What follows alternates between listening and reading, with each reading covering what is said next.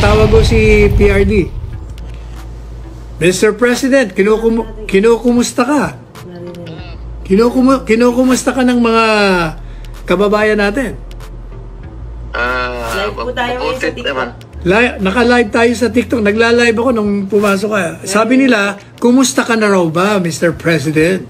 Mabuti naman tumawag ako sa iyo kasi yung alingan ni Trillanes gusto kong i-consulta kasi I have to file libel cases against him. Ikaw mo yung abogado. So, para baka sabihin ng tao, totoo. Sabi ko na isang katiting doon, wala. O, totoo yan. Alam niyo, pinapaliwanag ko ngayon dito sa TikTok ko ngayon na walang... Sabi ko nga kung totoo yan, I will ask my daughter to resign as Vice President. At yung anak ko, Mayor, mag-resign dapat. Dapat lang kung totoo. At ako, wala naman akong posisyon. Pero ngayon, para ayaw ko na lang magsalita, basta ako mag-file ng kaso. Patunayan niya sa korte kung puro kabalastugan na figures. Wrong spelling pa yung anak ng patuti. Wrong spelling pa? Alin ang wrong spelling? Ano na yung wrong spelling niya? Alin ba? Alin ang wrong spelling doon?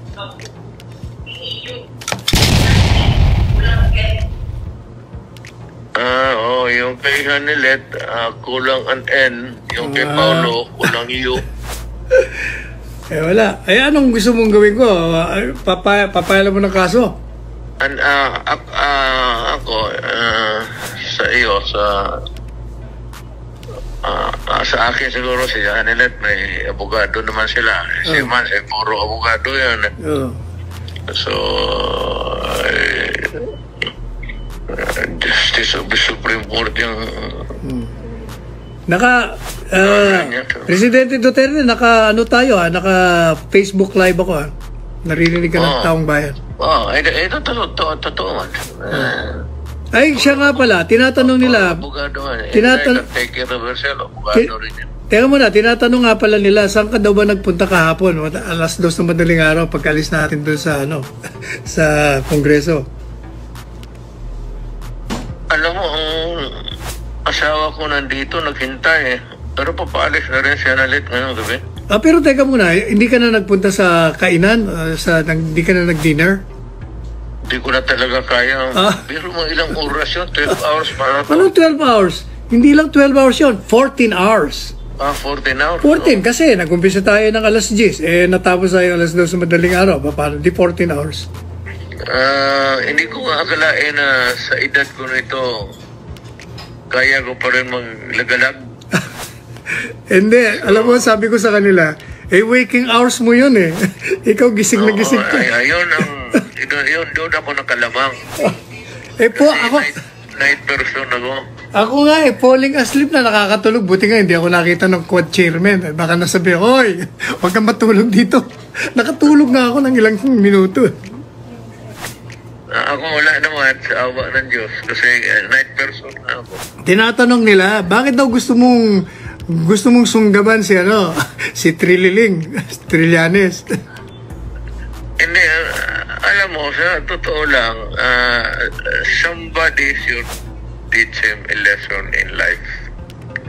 Nasanay kasi siya yung magkudita, kung ano-anong kalukuhan ang pinapasok niya sa buhay niya.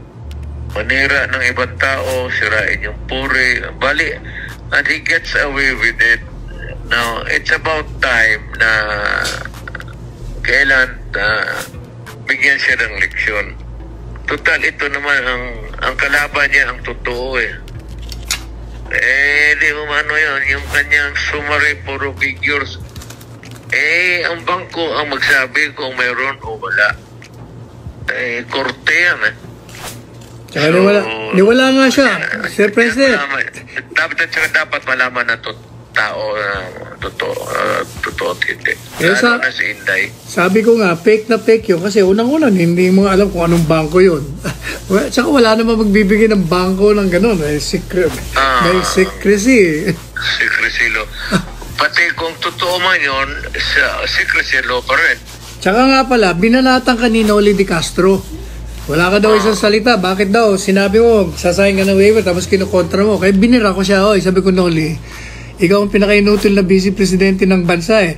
Nagsasalita ka nang hindi mo alam. Alam mo ba kako na yung waiver ni Presidente Duterte, matagal niya nang ginawa yon nung 2016 pa. Kinover mo pa nga kako ko. Di ba nagbigay ka ng waiver? Tanda mo yung waiver? Kaya lang hindi ka ako nirelease kasi joint account. Yung isa, anak niya. Kaya yung bangko, hindi nirelease. Pero sa totoo lang, pinarelease niya pa rin, ang laman ng kanyang bangko ay 15 or 16,000 pesos lamang. Hindi ba? Kaya walang yata. Ito. Truth. Yan lang. One word. Ano ang katotohanan? Dapat ilabas, lalo na kay Inday, kasi nandiyan pa siya sa politika. Si Pulong mo, pati si Baspi. Pero especially Inday, kasi national siya. Teka muna, Presidente Duterte, sabi nila hindi ka na raw tatakbong mayor? Alam mo sa totoo lang, Sal, retired na, matanda na ako. Pero hindi naman matanda na. Kita mo naman 73 lang Pilipinas na kagabi. Ang galaw ko. Pero, yun, 14 hours yun. Kaya gusto ko na magpahinga. Kaya lang, sa ganitong takbo, kasi itong si Trillanes, talagang Bukalakan yan, sponsored yan. Hindi gagalaw yan ang gano'n yan. Walang pera yan. Kung ewan, nagtataka ako bakit ang Malacanang na ginagawa naman na, wala naman kaming kasalanan sa kanila. Hindi naman ako nag-atake kay Presidente. Pero alam ko na si Trillanes nagtrabaho kay President Marcos. So, pagka ganon, mapipilitan akong tatabo uli ng mayor. So, balang araw, sila o manalo o talo, makikita naman kami sa politika. At tingnan natin kung ano ang nasa what lies or what lies ahead in the future. Kailangan mo ng leverage kapag hindi kawawa ka. Magmukha kang tanga. Kagaya ngayon, kung hayaan mo lang ng ganon, totoo matatapos ka sa buhay na ito na ganon ba ka magduda talaga ng tao. Kaya dapat ang mga bangko, pati ang gobyerno magsabi. Hindi ko sila turuan. Ilabas lang nila kung anong totoo. May pera ako sa bangko. Pero yung totoong amount at totoong bangko. Kasi actually, pinalalabas ni Trillanes, marami kang pera dahil marami kang ninakaw. Yun ang talagang propaganda laban sa iyo. Kaya, at saka yung sabi niyan, drug money. Yun, isa pa yun. Dapat patunayan niya yan kasi mahabang kailangan niya i-link niya ako doon sa hanggang dulo ng daigdig kung saan yan. Because if he cannot prove it, then gusto sa karami niyang level na masasalubong, surely yung isa dyan, hindi lang fine, imprisonment talaga. Serious charges yan eh. Lalo na yung allegations ng druga-druga. Alam ng taong bayan, alam ng taong bayan kung ano ang totoo. So, siya yung nagsisinungaling. Siya ang may problema, hindi kami. All we have to do is, gano'n lang yan, Sari. Alam niya, bangko. Di buksan namin yung bangko. O, sabi ko, i-waiver. Binigyan ko, ibibigay ko yung waiver ko doon sa committee. O, sige, buksan ninyo. Tignan ninyo. Huwag lang ninyo isabi sa iba. Titignan ninyo. Ay, madali lang naman yan. Yan, sabi, yan, ganon. O, sige, buksan natin. Ayun, i-prove ba niya yung ngayon? Drug money niya. So, lifetime savings na pag retirement ko nandiyan. So, desidido ka na mag-file ng kaso? Desidido lahat. So, lahat ng anak ko, desidido mo. Individually kami. Sige, pahawakan natin kay Paulo, sa inaanak mo. Oo. Kaming dalawa ang mag-aabogado sa'yo.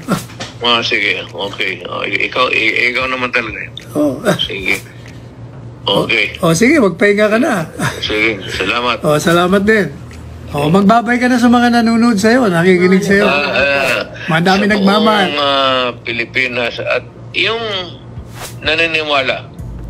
Kung hindi kayo naniniwala sa akin, wala naman akong magawa, hindi ko kayo mapilit.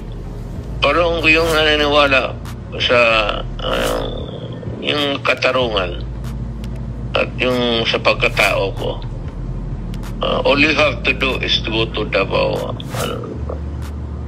at tingnan ninyo kung ano ang sitwasyon ko sa buhay. Malaman ninyo ang totoo. Kaya alam mo ba, Presidente Duterte, yung TikTok ko kanina, umabot ako ng almost 9,000. Ano yan, incredible yan. Kasi ordinary, less than 1,000 lang eh. Hindi, nung pumasok ka, nawala na sila. Kasi dito ka... sila ngayon. Dyan sila? Kasi nung pumasok ka, itong ginagamit kong telepono. Pero ngayon, nakikita ka na nila. O naririnig ka pala. We love you, Tatay Digong. Parang puro nga we love you nakalagay rito. Ako sali ito, tumaan ako pagka-presidente. Gusto ko magnakaw ng bilyon noon pa. At saka kayang nakawin. Hindi ka nga nagnanakaw. Dami nga nagdo-donate. Ayaw mo eh. Bakit ako magpapasok yan sa druga? Putaka. Yan ang sabihin ko sa taong bayan. Kaya kong hakutin ang pera ng kung saan-saan nung presidente ako. Pero nung lumabas ako, taas ako. Isang 5 sentimos wala akong dinala na sobra sa bayad ng gobyerno sa akin. So, diyan tayo magtapos. We will end up yung ano yung totoo. Ang panlaban, Yes. Ang panlaban mo kay Trillanes, alam ko hindi naman lalaban ng barila niyan kung hamunin ko. Definitely. Kita mo kahapon Takot. hawak ko pala yung microphone, pa-dive na siya. Hindi lalaban ng barila niyan, pero ang alam mo sa mga klaseng ganong tao, katotohanan. Truth will set us all free. And truth will put him in jail. Sigurado yan. Sigurado, pagbuhayin pa siya mag-abot ng judgment yan. Sigurado, libel. Anak ng puta. Sigurado, conviction yan. Sigurado yan. Kita yung mga summary niya, walang mali pa ang spelling ni pangalan ni Paulo, pati yung pangalan ni Hanalit, walang N. Anong klaseng? Saan niya kinuha yan? Mali spelling. Mabuti. Mali spelling. Mabuti, hindi siya maling grammar kagabi. Kaya, yan lang para tandaan sa tao. Ang ano lang truth, but state-sponsored ito si Nograles. Ayaw ko kung anong galit ni Marcos sa akin. Wala akong galit sa kanya. Pero pagka kung meron, tingnan ko kung anong magawa ko. Pwede rin naman na hindi si Presidente. Pwede naman yung isa. Di ba? No, yung isa. Kasi itong Presidente ito, non-confrontational, napakabait eh. Ayaw nga sumagot eh. At alam niya, wala akong ginawa sa kanya kunti mo lang salita, wala akong narinig. Ngayon, mag-uumpisa na ako kasi alam ko backup siya ng Malacanang. Kung alin man dyan sa nakatira sa Malacanang, basta Malacanang. So, bibirahin ko na yung katorpehan ng gobyerno na ito. Yung totoo lang. I will stick to the truth. Yan ang asahan ng bayan. Hindi ako mag-iimbento ng issue. Naging fiscal ako, naging mayor ako, naging presidente ako. Dito lang tayo sa totoo. Hindi tayo lalabas sa totoo. Approve.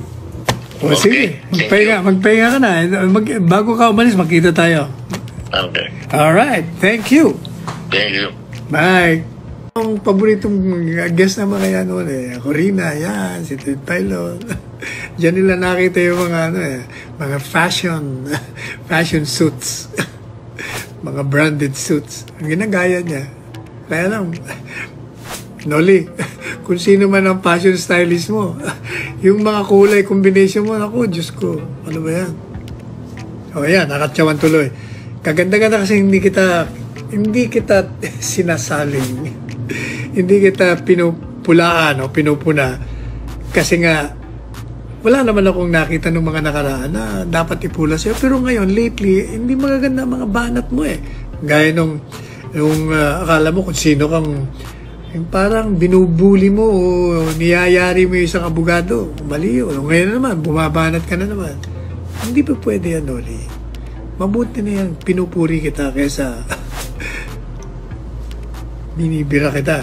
Hindi na sabi ko kay Martin Sabi ko, Martin, mas maganda, gusto mo maging presidente, mas maganda pinupuri kita sa programa mo kaysa kinikriticize kita. Huwag kang bastos sa mga mata nakakatanda sa'yo. From Kench, Attorney, ano po ba ang ibig sabihin ng I take full responsibility ni Tatay Digong? Ang ibig sabihin na I take full responsibility kasi meron siyang policy statement. Ano ang policy statement niya? This government, as me as president, I'm declaring war against drugs, illegal trafficking. Ang policy ko ay gigirahin ko sila. Kaya kayo mga pulis, gawin nyo trabaho nyo. Hanapin nyo sila. Arrestuin nyo sila. Dalhin nyo sa kulungan. At pag sila ay ayaw sumama sa inyo ng maayos, ng matahimik, ng mapayapa, at gusto nilang kayo ay manganib ang buhay nyo, gusto kayong sugatan, barilin, unahin nyo, patayin nyo, barilin nyo sa ulo. Yan ang policy. Ngayon, when he said, I assume full responsibility, ibig sabihin, nilalagay niya sa balikat niya yung kabiguan at tagumpay ng policy niya. If the policy on drug on war fails, then wala ko kayong sisisi maliban sa akin, sa kanya, Duterte. Ako lang yan. Wala akong ibang itatapong kung kani-kanino dahil nabigo. Ako lang ko yan. Inaako ko na. Pag sinabi niya naman, I assume full legal responsibility, pag yung mga pulis niya, sinunod ako, at may ginawa silang mali, pumatay sila ng mali, ng inosente, i-demanda nyo yan, isama nyo ako sa demanda. Kasi hayaan nyo ng hukuman, kung kasalanan niya yung ginawa, kung siya'y nakapatay, ayon sa pagsunod sa akin, edi bahala ang judge. Pero kung pinatay niya, mali naman yung pagsunod niya sa utos ko. Hindi ko naman sinabing patayin mo yun ng walang laban. Ako ma-absuelto, ikaw ay makukulong. Pero ako, dahil sinabi ko, I assume legal responsibility, isama niyo ako. Wala kayong masasabi sa akin. At pangalawa, kasama na rin yung responsibilidad ko na bigyan ng abogado yung